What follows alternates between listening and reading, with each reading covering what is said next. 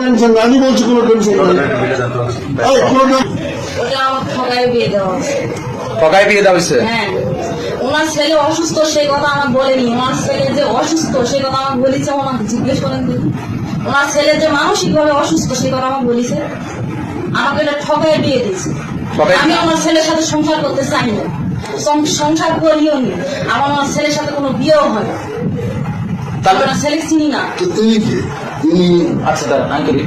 আচ্ছা, আপনি বললেন ওনার ছেলের সাথে আপনার সংসার হয় না, তাহলে ওনার ছেলের সাথে বিয়ে হওয়ার পর আবার ওনাকে বিয়ে করলেন কেন? ওনার ছেলের সাথে আমার বিয়ে হয় না। বিয়ে হয় নাই, তাহলে ওনাকে বিয়ে করলেন কেন? আমার ওনাকে বিয়ে করার ইচ্ছে হয়েছে, আমি বিয়ে করছি। মানে ইচ্ছাটা কেন হয়েছে?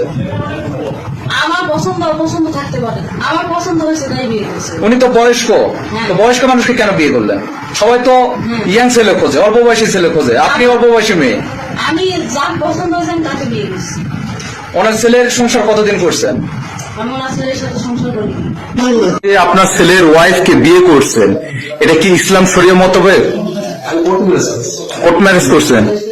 কতদিন আগে কোর্ট ম্যারেজ করছেন? 18 সালে। এটা কি আপনার স্ত্রীর অনুমতি?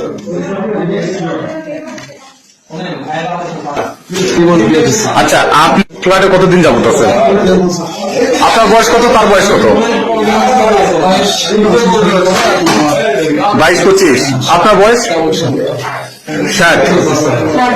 তো 60 বছর বয়সী লোক, আপনি 22-25 বছর বয়সী মেয়েকে বিয়ে করলেন? আপনাকে স্বামী হিসেবে মেনে নিচ্ছে না আপনি জোরপূর্বক ভয়ভীতি দেখে বিয়ে করছেন? আপনার নাম? আপনার ছেলের ওয়াইফকে বিয়ে করছেন, এটা কি ইসলাম শরীয়ত মোতাবেক? কোর্ট ম্যারেজ করছেন? কতদিন আগে কোর্ট ম্যারেজ করছেন? 18 সালে। এটা কি আপনার স্ত্রীর অনুমতি নিয়ে করছেন?